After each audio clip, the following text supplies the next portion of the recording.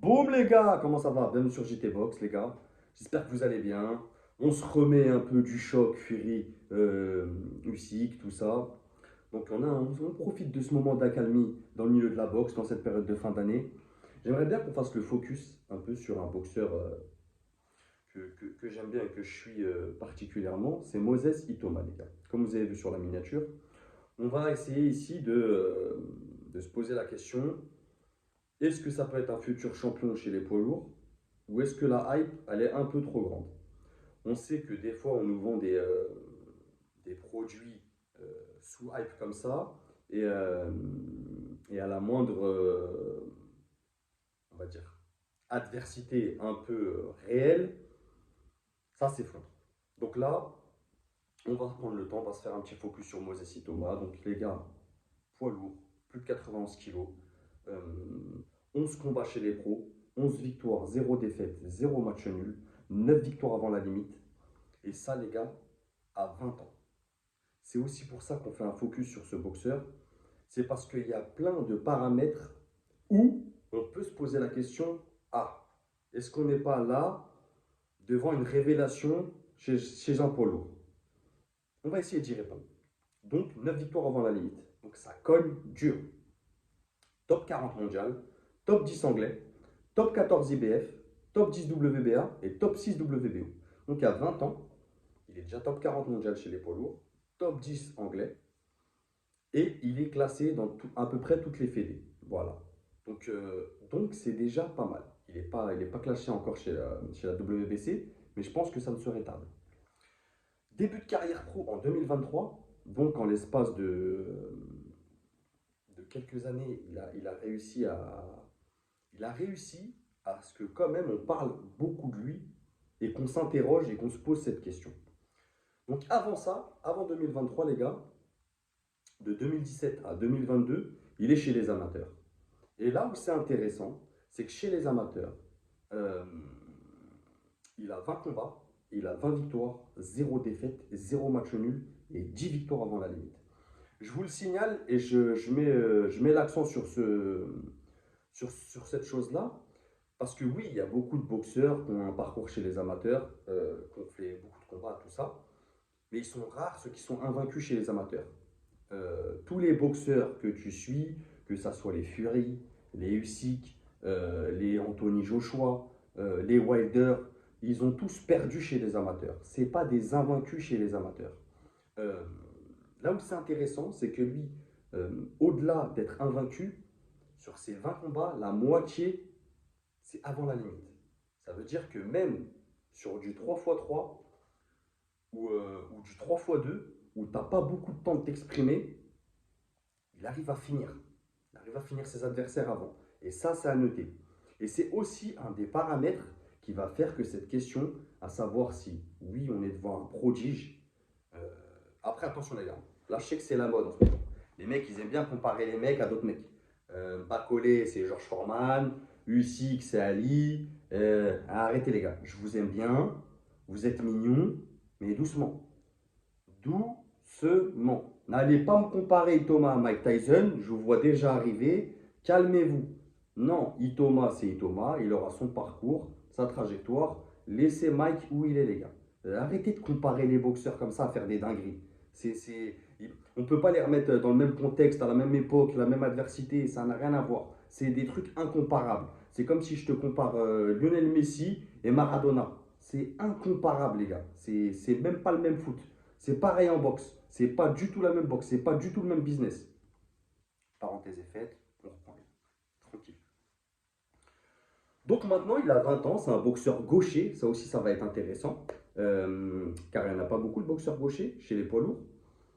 C'est signé, c'est Queensberry Promotion. Donc Frank Warren. Il fait 1,89 m. Et de janvier, les gars, 2023 à décembre 2024, il a fait 11 combats. 11 combats en 2 ans, ce qui est une bonne activité chez les poids lourds, vraiment. Ce qui a permis qu'on parle de lui. C'est une construction de carrière et c'est un profil intéressant de par sa jeunesse, les gars. C'est un boxeur de 20 ans qui a déjà une grande maturité. Quand on le voit sur le ring, il a un sang-froid. Alors bien sûr, il a des lacunes, il a des choses à régler. C'est en construction de carrière. Mais c'est déjà une grande maturité dans sa boxe et de ce qu'il apporte. Vraiment. Pour ceux qui le découvriraient là, avec cette vidéo, je vous invite à aller voir ses combats. Il est toujours sur des grosses cartes, les gars, donc ses combats, vous pouvez les regarder. C'est pas un boxeur où tu peux pas voir ses combats. Tu vois ce que je veux dire? Donc, construction guerrière. Il y a sa jeunesse, comme je vous le disais, il a 20 ans, donc ça va être intéressant. Il a les victoires avant la limite. Qu'on le veuille ou non, c'est quelqu'un qui met des KO, des TKO. Donc là, c'est intéressant. Chez les poids lourds, c'est ce qu'on recherche aussi.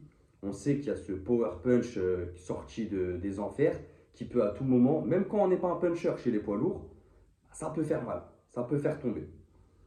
Lui, il a ce truc.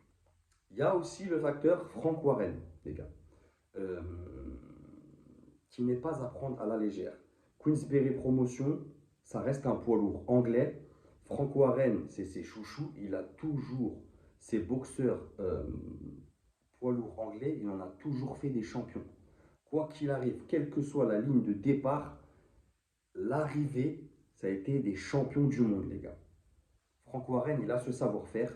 C'est un promoteur qui connaît très bien le business, qui sait faire les combats quand il le faut et qui arrive à faire des champions du monde.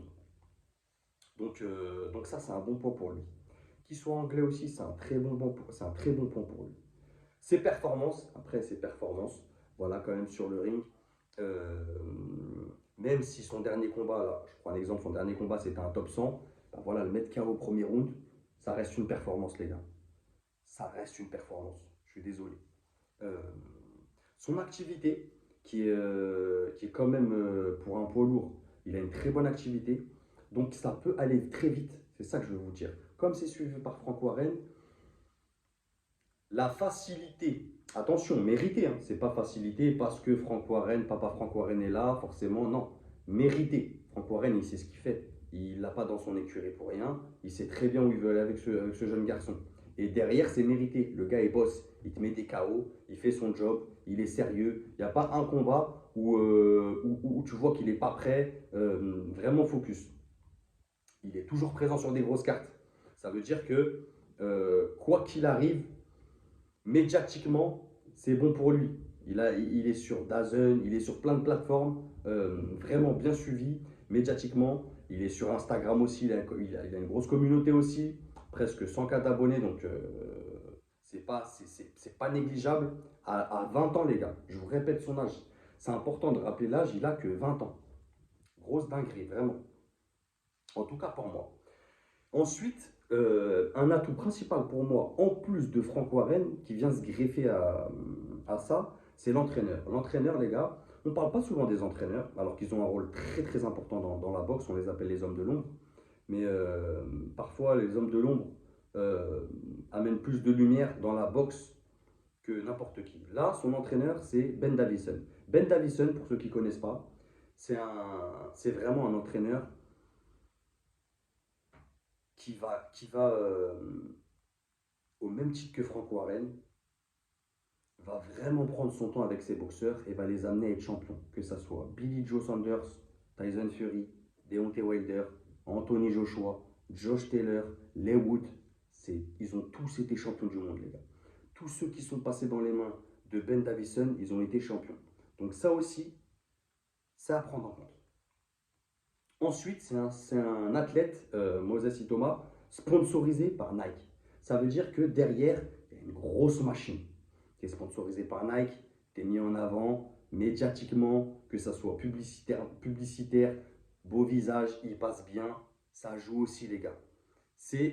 Faut pas oublier que la boxe, ça reste du divertissement et du spectacle, il faut savoir se vendre. Quand tu es sponsorisé par Nike, derrière c'est du caviar. Et on a aussi le manager. Manager Francis Warren. Je te le donne en mille, c'est le fils de Frank Warren. Donc son manager Francis Warren, qui est séparé de Queensberry Promotion, c'est un truc bien à part, il fait très bien son boulot. Vraiment, il lui choisit les combats qu'il faut au moment où il faut. Donc, je m'en fais pas pour ça. Et Itoma, les gars, ça sera mon dernier argument. Il y en a d'autres, bien sûr, mais on ne va pas faire une vidéo de 30 minutes, les gars. Son nom, Itoma, il commence à faire vendre de plus en plus. Et moi, ça m'amène à me poser la question, avec tous ces paramètres-là, si les planètes s'alignent pour lui, je pense qu'on peut avoir un champion du monde euh,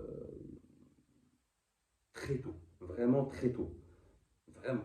Euh, avec tous les poids lourds, en plus dans la catégorie poids lourd, il y en a beaucoup qui vont partir à la retraite ou qui sont sur une fin de carrière. Donc les ceintures risquent de vite être séparées. On risque d'avoir des champions qui vont vite arriver là. Je me dis qu'Itoma, en vérité, pour moi, il n'a pas. Maintenant, je vais répondre à la question, a-t-il une hype trop grande? Pour moi, non. Pour moi, elle est méritée parce qu'on nous vend un produit et il est performant derrière. C'est pas comme si on nous vendait un produit et on se dit, oh non, ce combat, il n'a pas été ouf. Non. Là où c'est intéressant, c'est qu'on veut le voir contre des top 20. Voilà, on veut le voir contre des top 20. Et c'est là où ça nous amène à nous dire, à nous les gars, si on veut le voir contre des top 20, c'est qu'il a un profil intéressant. C'est qu'on sait qu'il peut faire quelque chose. C'est qu'on sait qu'il peut y aller. Et là, pour moi, c'est intéressant. Et vraiment, encore une fois, soyez indulgents, les gars. C'est un boxeur de 20 ans, avec tout ce que ça englobe. Donc vraiment, pour moi, j'espère que j'aurais pu en citer d'autres, hein, les gars. Là, j'ai fait un focus sur Itoma, j'aurais pu faire un focus sur Richard Torres Jr., j'aurais pu faire un focus sur Justice Unie. Mais bon, euh, j'ai préféré Itoma parce qu'il est quand même plus jeune qu'eux. Euh, donc, dites-moi ce que vous en pensez en commentaire, les gars. Merci à ceux qui s'abonnent. Je vous souhaite à tous une bonne fin d'année et un bon début d'année 2025. Je reviendrai bientôt parler du combat de Gio Petaya contre David Nikia. Je pense qu'il y a beaucoup de choses à dire. Petite surprise en fin de semaine, les gars. Abonnez-vous. Merci à ceux qui commentent. Et n'oubliez pas, c'est que de la boxe. Bang!